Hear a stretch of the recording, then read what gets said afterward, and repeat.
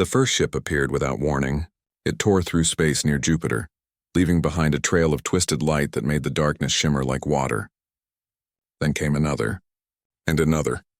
Within hours, thousands of alien vessels filled the outer edges of Earth's solar system. Admiral Kethvar stood on the bridge of his flagship, the Eternal Dominion. His 6 arms moved across the control panels as he studied the readings. The blue-green planet ahead looked so small and peaceful, so helpless.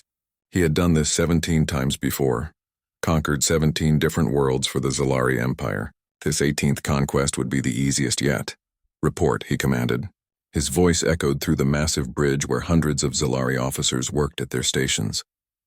Their gray skin gleamed under the harsh lights, and their 4 eyes focused on their tasks with military precision.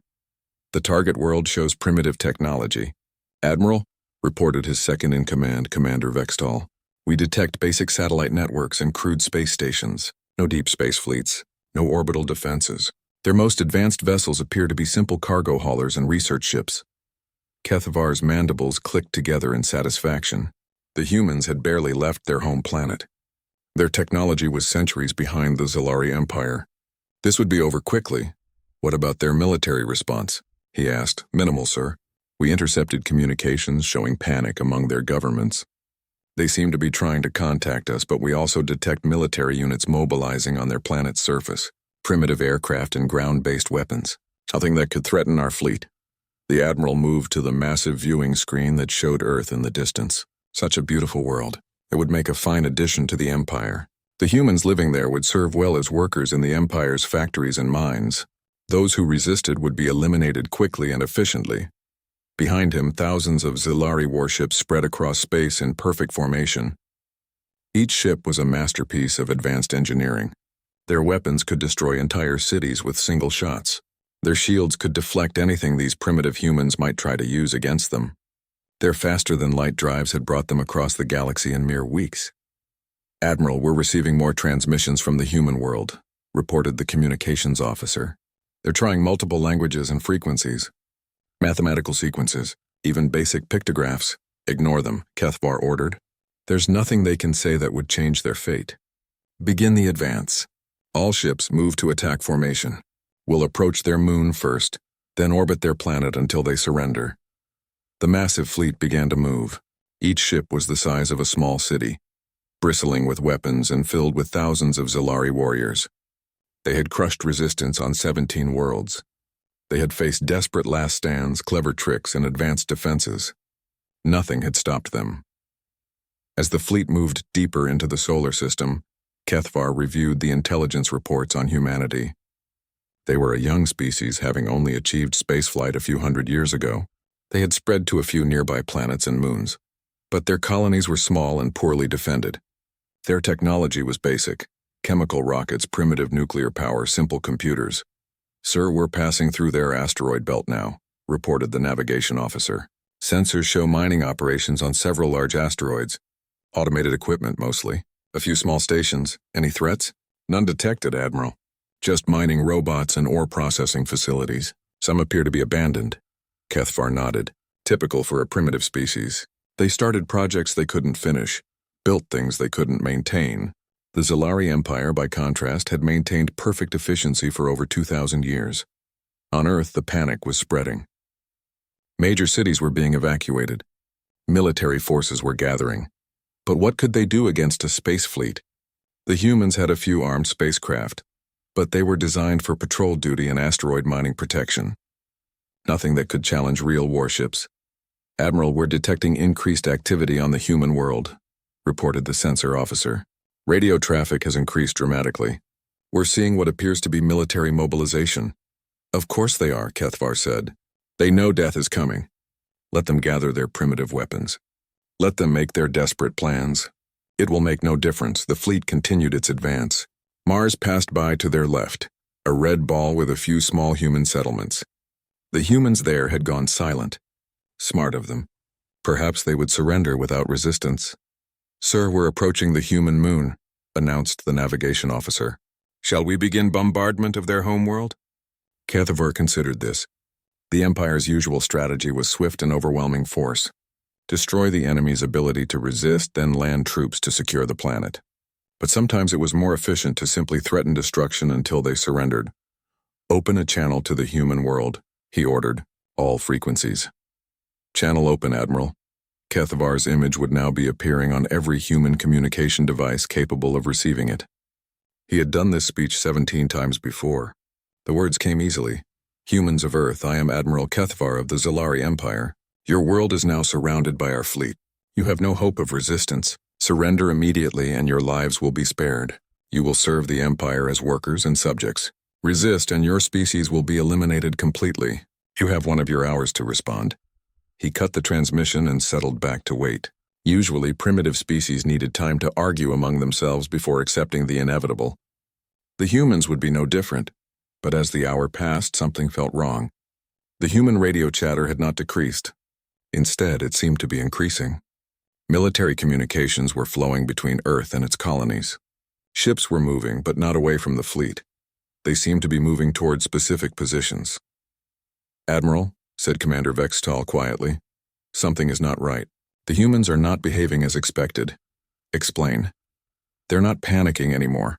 Their communications have become more organized, more purposeful, and we're detecting unusual energy readings from various points in the solar system." Kethavar frowned. "What kind of energy readings?" "Unknown, sir. Very faint. Our sensors can barely detect them. They could be natural phenomena, but the pattern seems too organized." For the first time since arriving, Kethavar felt a small touch of uncertainty. In 17 previous conquests, the enemy had always behaved predictably. Initial panic, desperate attempts at communication, then either immediate surrender or futile resistance. These humans were doing something different. "Intensify sensor sweeps," he ordered. "I want to know about every piece of metal in this system. Every ship, every station, every piece of debris." "Yes, Admiral." As the Zalari sensors probed deeper into space around them, Kethavar studied the tactical display. His fleet was positioned perfectly for the final assault on Earth. Nothing could go wrong now. But deep in the asteroid belt, automated systems that had been waiting silently for decades were beginning to wake up. On seemingly empty chunks of rock, weapon systems were powering up. In the darkness between planets, ships that had been drifting like debris were quietly starting their engines. Humanity had been waiting for this day for a very long time. The trap was about to be sprung. Captain Sarah Chen floated in the zero gravity of Olympus Station, watching the alien fleet through passive sensors. The station hung in the shadow of a large asteroid, completely hidden from view. To any outside observer, it looked like just another piece of space rock. That was exactly what humanity wanted. "Status report," she whispered into her headset. Around her, 30 crew members worked at their stations in complete silence. No active sensors, no transmissions, no heat signatures. They had been practicing this for years. "All systems green, Captain," replied Lieutenant Martinez from the weapons station. "Railguns are charged and ready. Targeting computers have locks on 47 enemy vessels." Sarah nodded. Olympus Station was just one of hundreds of hidden installations scattered throughout the solar system. For the past 3 centuries, ever since humanity first reached the stars, they had been preparing for this moment. Not preparing to explore or to build peaceful colonies, but preparing for war. The first lesson humanity learned when they left Earth was simple. The universe was dangerous. Radio telescopes had detected the destruction of at least 12 civilizations within 1,000 light-years of Earth. Someone out there was conquering and destroying worlds. It was only a matter of time before they came for humanity. So humanity had made a choice. They would look weak while becoming strong. They would appear primitive while building the most advanced defenses possible. They would hide their true strength until the moment it was needed most. "Captain, I'm receiving coded signals from Cerberus Base and Titan Station," reported Communications Officer Kim. "They're ready and waiting for the activation signal." "Good. What about the mobile units?" "Ghost Squadron is in position near the enemy's rear formation. Phantom Wing is holding behind Jupiter's moons. All stealth ships report full operational status." Sarah smiled grimly. The aliens had no idea what they were facing. Their sensors could detect human technology when it was operating normally. But humanity had spent decades developing stealth systems, specifically designed to fool advanced alien sensors. Every asteroid mining operation in the belt had been a cover for weapons installation. Every abandoned space station was actually a hidden fortress. Every cargo hauler had concealed weapons and armor. Even the space junk floating around Earth's orbit was actually a network of automated defense drones.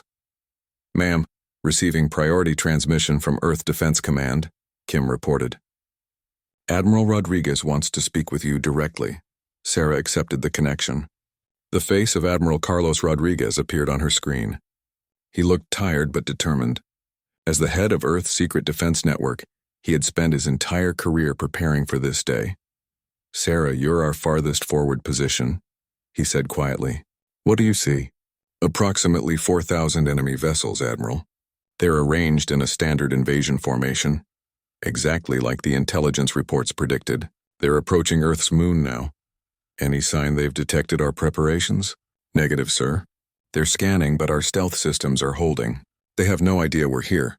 Rodriguez nodded. "Remember, we only get one chance at this. If we reveal ourselves too early, they'll adapt. If we wait too long, they might start bombarding Earth." "Understood, Admiral. Olympus Station is ready. Good luck, Captain." Rodriguez out. Sarah closed the connection and returned her attention to the tactical display. The alien fleet was massive, but it was also spread out and overconfident. They were flying in loose formation, not expecting any resistance. Perfect for what humanity had planned. The aliens called themselves the Zalari Empire. Human intelligence had been studying them for 50 years, ever since long-range probes had detected their conquest of nearby star systems. The Zalari always followed the same pattern: arrive with overwhelming force, demand surrender, then either accept submission or destroy all resistance. They had never faced an enemy that appeared weak but was actually strong. They had never fought a species that could hide an entire military in plain sight. They had never encountered humanity's greatest weapon: patience. "Captain, enemy fleet is now at the moon," reported Lieutenant Martinez. "They're taking up orbital positions around Earth." "Any bombardment?" "Not yet. They seem to be waiting for something." Sarah knew what they were waiting for. The aliens had given Earth 1 hour to surrender. Humanity's leaders were pretending to debate, buying time for final preparations. Every second delayed meant more hidden weapons coming online. "More stealth ships moving into position, ma'am." "I'm detecting energy spikes from several enemy vessels," reported Sensor Operator Wong. "It looks like they're charging their main weapons." The hour was almost up. Soon the aliens would start their attack, and humanity would have to reveal its true strength. Sarah felt her heart racing despite years of training. Everything depended on the next few minutes. "All stations prepare for Operation Midnight," she announced. This is not a drill. Around her, the crew moved with practiced efficiency. Weapon systems that had been powered down for months came online. Targeting computers began calculating firing solutions. The massive railguns hidden inside the asteroid began extending through concealed hatches. "Captain, receiving activation signal from Earth Defense Command," Kim announced.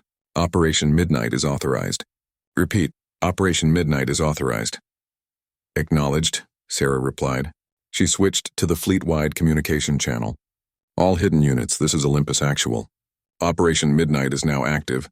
I repeat, Operation Midnight is now active. All units engage at will." Across the solar system, humanity's true military force began to wake up. Inside Ceres Station, the largest asteroid in the belt, 1,000 automated missile launchers emerged from hidden bays. Around Jupiter, stealth destroyers powered up their engines and weapons. Near Saturn, an entire fleet of disguised cargo ships dropped their false hulls to reveal heavy battle cruisers. But the aliens still saw nothing. Their sensors detected only empty space and harmless debris. They had no idea that humanity had turned the entire solar system into a massive weapons platform. "Enemy fleet is moving into final attack position," Martinez reported. "They're spreading out to cover Earth's entire orbital space." "Perfect," Sarah said. "The more spread out they are, the easier our job becomes." "Lieutenant Martinez, target their command ship." "Yes, ma'am. Target acquired. Railgun is charged and ready. Hold for my signal." Sarah watched as the alien fleet completed its deployment. Thousands of enemy ships now surrounded Earth in a sphere of destruction. Their weapons were powered and ready. In a few more minutes, they would begin bombarding humanity's homeworld. They would never get the chance. "All units, this is Olympus Actual," Sarah announced. Fire. The darkness of space suddenly exploded with light as humanity's hidden arsenal revealed itself. Railgun projectiles traveling at incredible speeds tore through alien hulls. Missiles erupted from concealed launchers on dozens of asteroids. Stealth ships decloaked behind the enemy formation and opened fire with everything they had. The aliens had expected to fight a primitive species with crude weapons. Instead, they found themselves facing a coordinated attack from an enemy that had been preparing for centuries. An enemy that had learned to fight dirty, to hide in the shadows, to turn their apparent weakness into devastating strength. The battle for Earth had begun, and humanity was ready. Admiral Kethavar felt his ship shake as something massive struck its shields. Alarm screamed across the bridge of the Eternal Dominion as his crew scrambled to understand what was happening. One moment they had been preparing to bombard a helpless planet. The next they were under attack from weapons that shouldn't exist. "Report," he shouted over the chaos. "Where are those shots coming from?"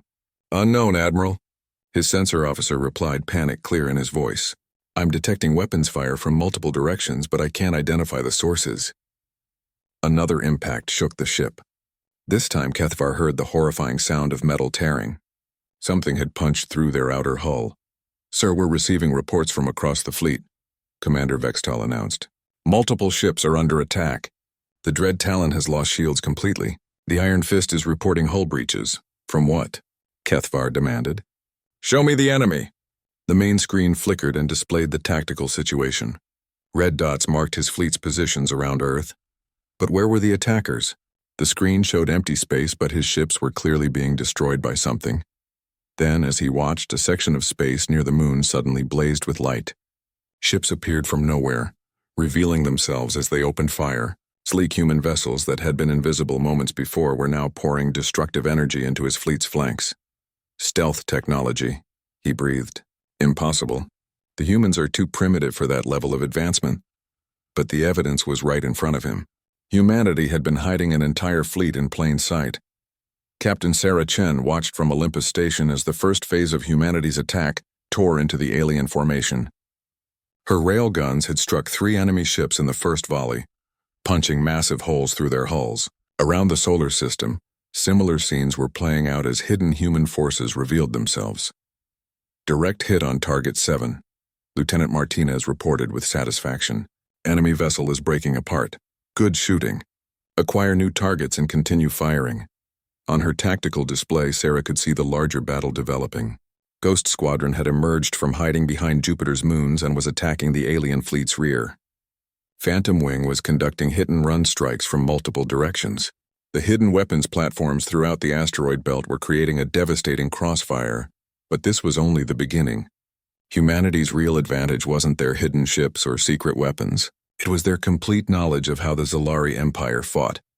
"Captain, I'm receiving reports from across the system," Communications Officer Kim announced. "Operation Swarm is beginning now," Sarah smiled. Operation Swarm was perhaps humanity's most creative tactical innovation. For decades, human mining operations had been spreading throughout the solar system. Thousands of automated mining drones, cargo haulers, and maintenance robots performed routine tasks every day. The aliens had detected them but dismissed them as harmless civilian equipment. They were about to learn how wrong they were. In the asteroid belt, a mining drone that had been peacefully extracting ore from a rock suddenly changed course and accelerated toward the nearest alien ship. Its mining laser, designed to cut through solid rock, was more than capable of slicing through enemy armor. Behind it, hundreds of other drones abandoned their normal tasks and joined the attack. Near Earth, cargo haulers that had been slowly moving supplies between stations suddenly revealed hidden weapons and armor. What the aliens had seen as helpless civilian ships were actually disguised warships. Even the automated repair robots working on humanity's space stations turned into weapons. Their cutting tools and welding equipment became devastating close-range weapons as they swarmed over any alien ship that came too close. "Admiral."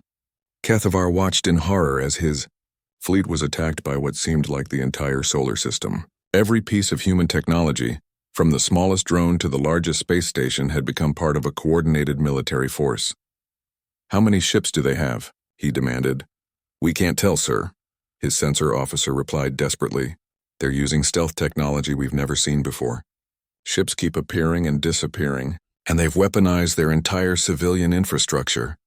Another massive impact rocked the Eternal Dominion. This time the lights flickered and went out for several seconds before emergency power restored them. "Sir," "We're being targeted by some kind of railgun," reported the tactical officer.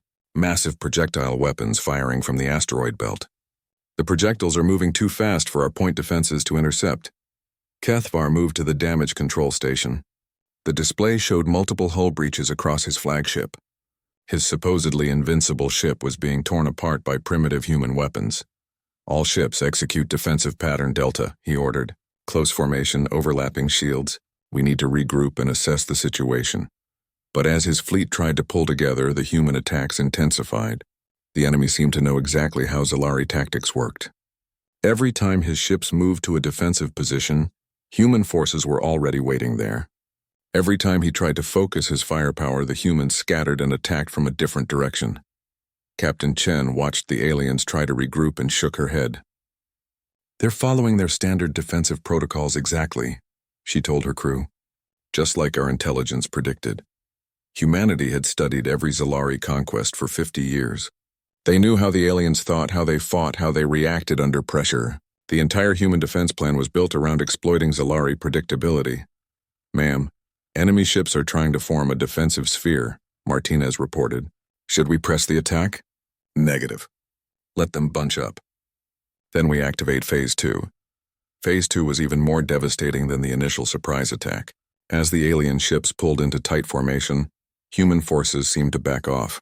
For a moment, Admiral Kethvar thought his defensive maneuver was working. Then space around his fleet filled with explosions. The asteroids themselves were exploding. Chunks of rock that his ships had passed safely minutes before were now detonating with the force of nuclear weapons. But these weren't random explosions, they were carefully timed and positioned to drive his fleet into an even tighter formation. "They've mined the asteroids," Commander Vextal realized. "The entire belt is one massive minefield."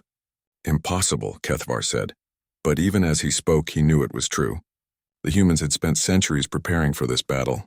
They had turned their entire solar system into a weapon.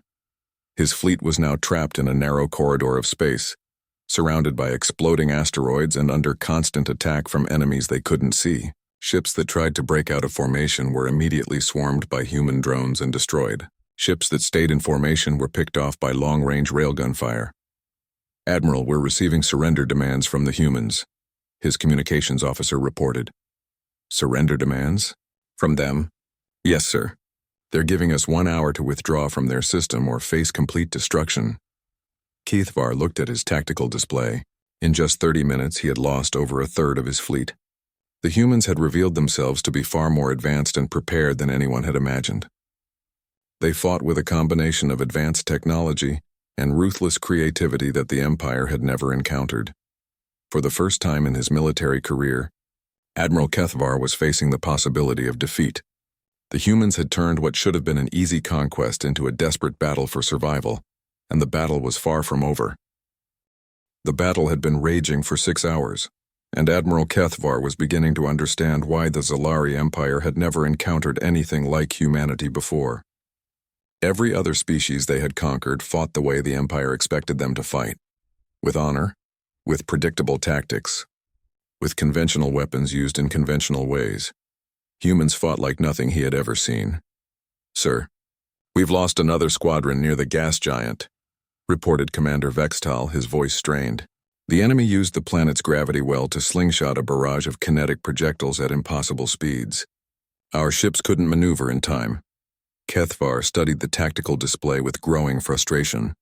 His fleet, once a perfectly organized formation of 4,000 ships, was now scattered across the solar system in desperate fighting groups. Everywhere he looked, the humans were using the environment itself as a weapon. They had weaponized asteroids, turning chunks of rock into guided missiles. They had used gas giant atmospheres to hide their ships before launching surprise attacks. They had even found ways to use solar radiation and magnetic fields to disrupt Zalari sensors and communications. How do they coordinate their attacks? He wondered aloud. We've jammed most of their communication frequencies, but they still fight as if they share a single mind. What the Admiral didn't know was that humanity had spent 2 centuries developing a communication system specifically designed to work under exactly these conditions. Quantum entanglement transmitters, hidden throughout the solar system, allowed instant communication that couldn't be jammed or intercepted. Every human commander knew exactly what every other human commander was doing. Captain Sarah, Chen coordinated her next attack from Olympus Station, while simultaneously directing 3 other hidden bases and a squadron of stealth fighters. The quantum comm system let her see the entire battle as if she were in a dozen places at once. Phantom Wing, this is Olympus, she transmitted. Enemy Group 7 is moving toward the Mars colonies. Intercept and harass, but don't engage directly. Drive them toward the Deimos minefield. Roger, Olympus. Phantom Wing is moving to intercept. Cerberus Base, target the enemy command ship with your heavy railguns. Force them to take evasive action toward grid reference 7 Alpha. Understood, Olympus. Cerberus is targeting now. Sarah watched as the alien command ship, trying to avoid the railgun fire, moved exactly where she wanted it to go. Directly into the path of a disguised human battlecruiser that had been drifting like space debris for the past 3 hours. The humans weren't just fighting a battle. They were conducting a symphony of destruction, with every element of their defense working together in perfect harmony. But what frustrated the Zalari most was that the humans refused to fight fair. Traditional space combat involved fleets meeting in open space, trading fire until one side was destroyed or retreated. Humanity ignored those rules completely. Instead of meeting the Zalari head-on, human ships would appear, strike, and vanish before the aliens could respond. Instead of fighting with honor, humans used deception, tricks, and traps. Instead of standing and fighting to the death, human forces would retreat, regroup, and attack from an unexpected direction. Admiral, we're detecting what appears to be a human surrender signal, announced the communications officer. A single ship is approaching under a white flag. Kethvar studied the approaching vessel. It was a small human transport, broadcasting peaceful intentions on all frequencies. Perhaps the humans had finally realized they couldn't win. Allow it to approach, he ordered, but keep weapons trained on it. The human ship docked with the Eternal Dominion, and a single human representative came aboard. She was a middle-aged woman in a simple uniform, appearing calm and professional despite the battle raging around them. I am Ambassador Lisa Santos of the Earth Defense Force, she announced. I'm here to discuss terms. Terms? Kethvar laughed, his mandibles clicking. You're in no position to negotiate terms. Your world is surrounded. Your forces are outnumbered. With respect, Admiral, I think you misunderstand the situation, Santos replied calmly. You've lost over half your fleet. Your remaining ships are scattered and cut off from each other. Your supply lines are completely severed. We're not here to surrender. We're here to offer you the chance to surrender. The Admiral's 4 eyes widened in shock. Impossible. The Zalari Empire does not surrender to primitive species. Primitive? Santos smiled. Admiral, in the past 6 hours we've demonstrated technology your empire doesn't possess. Stealth systems that make our ships invisible to your sensors. Quantum communication networks that can't be jammed. Weapons systems that can turn any object in space into a guided missile. How exactly are we primitive? For the first time, Kethvar was speechless. Everything the human said was true. His supposedly advanced fleet was being destroyed by technology he didn't understand. Furthermore, Santos continued, we know about your other fleets. The reinforcement group near Alpha Centauri, the backup fleet at Wolf 359, the reserve squadrons at Proxima. Did you really think we only prepared to fight the ships you brought here? Kethvar felt ice in his veins. Those fleet positions were classified at the highest levels of Empire security. How could the humans possibly know about them? We've been watching your empire for 50 years, Santos explained. We know how you think, how you fight, where your ships are positioned. We know about your supply bases, your communication networks, your command structure. While you've been conquering primitive worlds, we've been studying you. On the bridge, alarms began sounding again. More Zalari ships were under attack across the system. The question now, Santos said, is whether you want to lose your entire fleet, or whether you want to withdraw and report back to your empire that humanity is not the easy target you thought we were. Admiral Kethvar looked at his tactical display. Red indicators showed damaged or destroyed ships throughout the system. His once mighty fleet was being systematically dismantled by an enemy that refused to fight the way wars were supposed to be fought. What are your terms? He asked quietly. Complete withdrawal from our solar system. No return visits. No revenge attacks. In exchange, we'll allow your surviving ships to leave intact. And if we refuse? Santos gestured toward the display showing the ongoing battle. Then we'll continue doing what we've been doing for the past 6 hours. Your ships will be destroyed one by one until none remain. The choice is yours. Kethavar realized he was trapped, not just by human weapons, but by human thinking. They had outmaneuvered him strategically, tactically, and psychologically. They had turned his assumptions against him and made his strength into weakness. The humans hadn't just defeated his fleet. They had defeated everything he thought he knew about warfare. "I need time to consider," he said. "Of course," Santos replied. "You have 1 hour. After that, we resume combat operations." As the human ambassador left, Kethavar slumped in his command chair. Around him, his crew waited for orders. Outside, the battle continued as human forces picked apart what remained of the once mighty Zalari invasion fleet. For the first time in the Empire's history, they had encountered a species that was not only unafraid of them, but had been preparing specifically to fight them. The humans had turned fear into preparation, weakness into strength, and their entire solar system into the most effective weapons platform he had ever seen. The question now was whether the Empire would learn from this defeat, or whether they would continue to underestimate the species that had been waiting in the darkness, ready for war. Admiral Kethavar stood alone on the bridge of his damaged flagship, watching what remained of his once mighty fleet limp away from Earth's solar system. Of the 4,000 ships that had arrived with such confidence just 12 hours ago, barely 800 were still capable of faster-than-light travel. The rest were either destroyed or too damaged to make the journey home. The human defenders had kept their word. Once he had agreed to the withdrawal, the attacks had stopped. Human ships had even provided emergency supplies to some of his most badly damaged vessels. It was a mercy the Zalari Empire rarely showed to defeated enemies. "Admiral," Commander Vextal approached cautiously. "The survivors are asking what they should tell the Empire Council when we return." Kethavar didn't answer immediately. How could he explain what had happened here? How could he make the Council understand that humanity was unlike any species they had encountered before? "Tell them the truth," he said finally. "Tell them we found a species that was ready for war before we even knew they existed." On Earth, the celebrations were already beginning. In the hidden command centers scattered throughout the solar system, human commanders were finally allowing themselves to relax. Captain Sarah Chen floated in Olympus Station, looking at the tactical display that now showed the alien fleet in full retreat. "Damage report," she requested from her crew. "Minimal losses." "Captain?" Lieutenant Martinez replied with barely contained excitement. 17 stealth fighters destroyed, 3 hidden platforms damaged, and 43 automated drones lost. Total human casualties, 96 killed, 230 wounded. Sarah nodded gravely. Even in victory, the cost had been real. 96 brave men and women had given their lives to defend Earth. Their sacrifice would not be forgotten. And the aliens? Preliminary estimates suggest they lost over 3,000 ships. 75% casualties. The numbers were staggering. Humanity had achieved one of the most decisive military victories in recorded history.